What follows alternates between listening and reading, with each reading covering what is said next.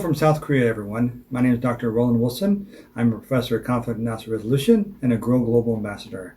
First, I'd like to welcome you to Lex Infinitum 2020. Congratulate you also on doing how much you've done so far to get where you are. Now, I was asked today to provide you 2 tips on how to become a better mediator, or how to mediate in the competition coming up. It's very hard to do so because you're going to hear so many great things from so many different professionals in there. So I'm going to start just by having 2 basic ones I think are very important to me and hopefully for you as well. The first one is called the 2 P's, planning and preparation.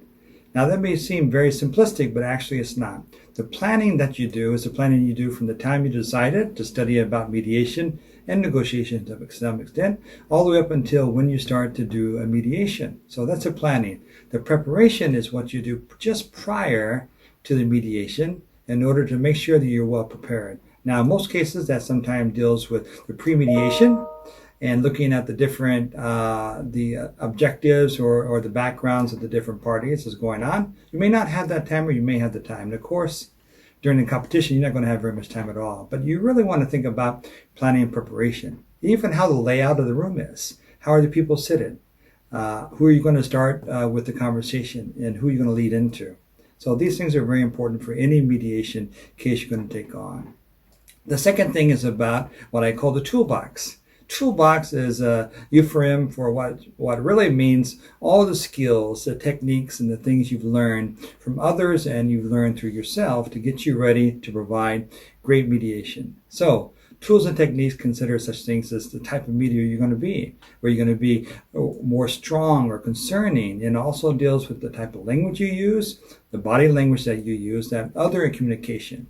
How do you take something that 2 parties are saying, which is probably not going to be very nice, and try to turn it and thicken that description in order for it to be a better, more easier to understand and communicate case on each party's situation. But there's so many different tools that we're going to teach you how to use, and you're going to continue to learn more.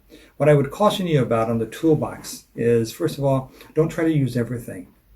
Because inevitably, when you try to use everything, those tools and techniques may not fit you as a person.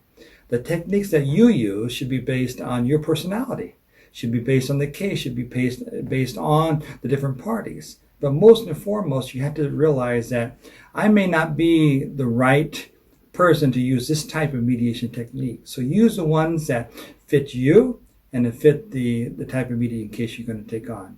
So again, planning and preparation, the 2 P's, and your toolbox. If you do those things, I think you're going to be on a great road to success. So I wish you luck, and I look forward to seeing everybody in January 2020. Thank you.